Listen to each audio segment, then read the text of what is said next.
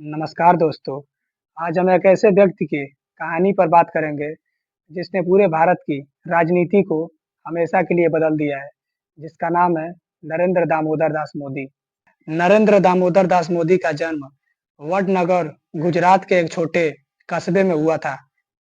नरेंद्र दामोदर दास मोदी का बचपन काफी साधारण रहा था, जहां उनके पिता की एक छोटी-सी चाय की दुकान थी और नरेंद्र मोदी अपने पिता के साथ उस चाय की दुकान पर अपने पिता के साथ वहाँ अपना हाथ बटाते थे। यही वह जगह थी जहाँ एक साधारण लड़के का जीवन एक असाधारण यात्रा में शुरू हो गई। नरेंद्र दामोदर दास मोदी के जीवन में सबसे बड़ा बदलाव तब आया जब वह राष्ट्रीय स्वयं सेवक संघ आरएसएस से जुड़े, जहां आरएसएस ने नरेंद्र मोदी को अनुशासन, संगठन और राष्ट्रवादी की भावना सिखाई। जहां उन्होंने अपनी पढ़ाई पूरी करने के बाद जहां उन्होंने राष्ट्रीय स्वयं सेवक संघ आरएसएस के साथ अपना पूरा जीवन समर्पित कर दिया। साल 1987 में नरेंद्र मोदी बीजेपी में शामिल हुए और कुछ ही समय में पार्टी के भीतर नरेंद्र मोदी का कदम काफी तेजी से बढ़ता चला गया। उनकी संगठनात्मक क्षमता और नरेंद्र मोदी की रणनीति सोच ने गुजरात में पार्टी के सबसे लोकप्रिय नेता बना दिए और वही कारण था कि साल 2001 में नरेंद्र मोदी को गुजरात का मुख्यमंत्री बना दिया गया। नरेंद्र मोदी का कार्यकाल 13 साल से अधिक चला था, जहां नरेंद्र मोदी के कार्यकाल में गुजरात का काफी विकास हुआ, जहां आज भी हमें गुजरात में ही सब कुछ देखने को मिलता है। जहां नरेंद्र मोदी ने आज गुजरात को दुबई बना दिया है, सारा फैक्ट्री दुबई में लाकर बसाए नरेंद्र मोदी। जहां उन्होंने वाइब्रेंट गुजरात जैसे समिट को शुरू कर दिया था, जिससे गुजरात राज्य में काफी भारी मात्रा में निवेश आना शुरू हो गया था।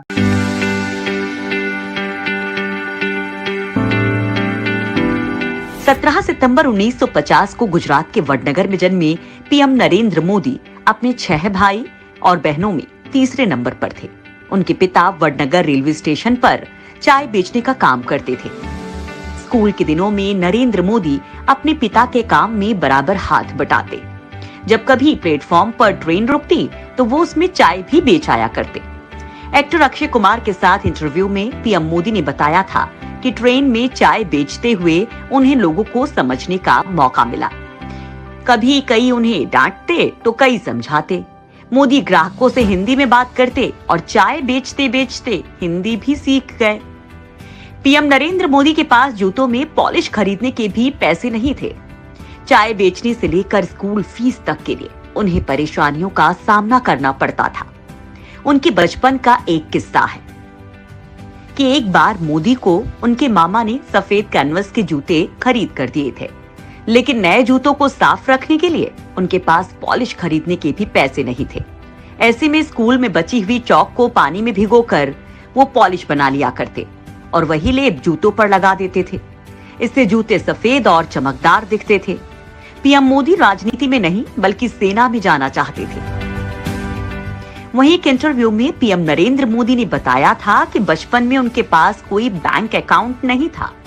गांव में एक बैंक खुला तो सभी बच्चों को गुल्लक दिए गए और कहा गया कि पैसा जमा करना है, लेकिन उनकी गुल्लक हमेशा खाली ही रही।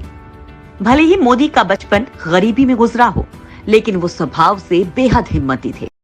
नरेंद्र मोदी की राजनीति और रणनीति के चलते उनकी इन्हीं नीतियों के कारण जहां उन्होंने गुजरात को औद्योगिक और आर्थिक रूप से काफी मजबूत बना दिया था। जहां नरेंद्र मोदी ने गुजरात में बिजली, सड़क और पानी बुनियादी जैसे सुविधाओं पर ध्यान देना शुरू कर दिया।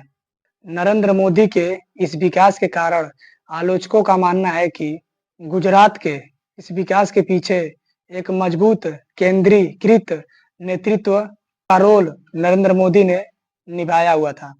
लेकिन इन सब बातों को जानकर सवाल ये उठता है कि दोस्तों, हालांकि उनके कार्यकाल में एक दंगा जो हमेशा चर्चा में रहता है, उस दंगे का नाम है गोधरा कांड, जो साल 2002 में हुआ था। गुजरात में हुए इस गोधरा कांड पर मोदी के ऊपर काफी गंभीर सवाल उठाए गए थे, जहां सुप्रीम कोर्ट द्वारा गठित एसआईटी ने उन्हें नरेंद्र मोदी को एक क्लीन चिट दे दी थी। तो वहीं कुछ आलोचक का भी मानना है कि उनकी सरकार ने दंगों को रोकने में असफल रही थी। आखिर इसके पीछे का असली रीजन क्या था? क्या नरेंद्र मोदी का वो गोधरा कांड जो हुआ था, उसमें हाथ था या नहीं? चलिए आज के इस वीडियो में दोस्तों इसे गहराई से समझते हैं। गुजरात में हुआ वह दंगा मोदी की राजनीति का एक ऐसा हिस्सा है जिस पर हमेशा चर्चा होता रहता है। जहां साल 2014 में मोदी ने अच्छे दिन आने वाले हैं के साथ नारे लगाए गए और लोकसभा का चुनाव लड़ा गया। जहां पर उनके विकास मॉडल और मजबूत नेतृत्व की छवि और आक्रामक चुनावी रणनीति ने उन्हें भारी बहुमत दिलाया। जहां पर नरेंद्र मोदी भारत के प्रधानमंत्री बने थे। नरेंद्र मोदी भारत के प्रधानमंत्री बनने के बाद कई योजनाएं शुरू की थी, जैसे मेड इन इंडिया, स्वच्छ भारत और डिजिटल इंडिया के नारे लगवाए थे। साल 2016 में नरेंद्र मोदी ने नोटबंदी कराकर एक बहुत ही बड़ा फैसला लिया था, जिसने पूरे आम जनता को परेशान करके रख दिया था और उद्योगपतियों का उसमें कुछ नुकसान नहीं हुआ, जिसमें सबसे ज़्यादा नुकसान आम जनता का हुआ था, जिसका सबसे बड़ा उद्देश्य था कि काला धन को खत्म किया जाए, लेकिन ऐसा हुआ ही नहीं। नरेंद्र मोदी की इस फैसले ने भारत की अर्थव्यवस्था पर काफ़ी एक गहरा प्रभाव डाल दिया था और भारत की जीडीपी काफ़ी तेज़ी से गिरने लगी थी। नरेंद्र मोदी की यात्रा, नरेंद्र मोदी की राजनीति में नरेंद्र मोदी की कहानी एक ऐसी यात्रा है, जो हमेशा लोगों को ध्रुवीकृत करती नज़र आई है। Break the grip of corruption and black money. We have decided that the 500 rupee and 1000 rupee currency notes presently in use will no longer be legal tender from midnight to night.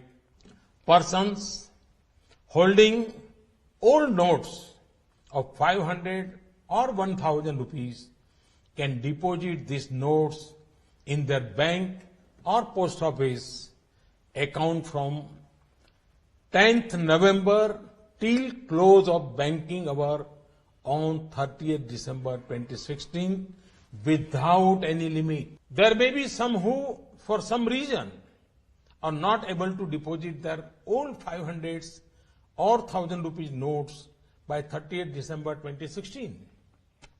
They can go to specific office of the Reserve Bank of India up to 31st March 2017 and deposit the notes after submitting a declaration form.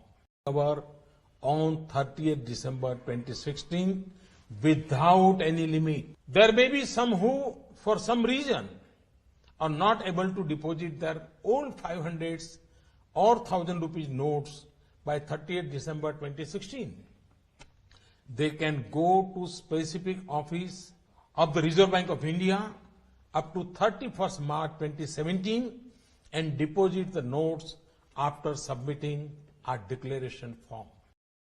कुछ लोगों के लिए नरेंद्र मोदी जो एक विकास पुरुष हैं, जिन्होंने भारत को एक नई दिशा दी है, तो वहीं दूसरों के लिए नरेंद्र मोदी विवादास्पद नेता हैं, जिनके नेतृत्व पर हमेशा सवाल उठाए गए हैं। अगर हम नरेंद्र मोदी के पिछले कुछ सालों में अगर रिकॉर्ड देखेंगे, तो दोस्तों उनकी छवि काफ़ी खराब नज़र आई है, जहां पर उन्होंने काफ़ी भ्रष्टाचार किया है, पेपर लीक और अन्य सारे कंट्रोवर्सी हुई है, जहां पर नरेंद्र मोदी ने इन मुद्दों को लेकर कभी भी बहस नहीं किया है। नरेंद्र मोदी अब सिर्फ सत्ता के चक्कर में है, लोगों का विकास और रोजगार पर ध्यान देना बिल्कुल भी बंद कर दिया है। अगर इनके मामले में देखा जाए तो राहुल गांधी इनसे कहीं 100 गुना आगे हैं। अगर ऐसा ही चलता रहा तो नरेंद्र मोदी का कार्यकाल साल 2029 तक बिल्कुल भी समाप्त हो जाएगा और हमें साल 2029 में एक नया चेहरा प्रधानमंत्री के रूप में दिखेगा और वो होंगे राहुल गांधी, जिन्होंने हाल ही में अपने आप को जो प्रूव करके दिखाया है, उन्होंने हर एक नेता को पीछे छोड़ दिया है। लेकिन एक बात तो निश्चित है दोस्तों कि नरेंद्र मोदी की यात्रा भारतीय राजनीति का एक ऐसा अध्याय है, जिसने न सिर्फ देश को प्रभावित किया है, बल्कि वह पूरी दुनिया को प्रभावित किया है। मुझे उम्मीद है कि दोस्तों मेरा वीडियो आपको ज़रूर पसंद आया होगा और नरेंद्र मोदी के रियल स्टोरी को लेकर हमें नीचे कमेंट सेक्शन में अपनी राय ज़रूर दीजिएगा और वीडियो को लाइक, शेयर और सब्सक्राइब करना ना भूलिए, ताकि ऐसे ही इन्फॉर्मेटिक्स वीडियो के लिए मिलते हैं नेक्स्ट वीडियो में। धन्यवाद।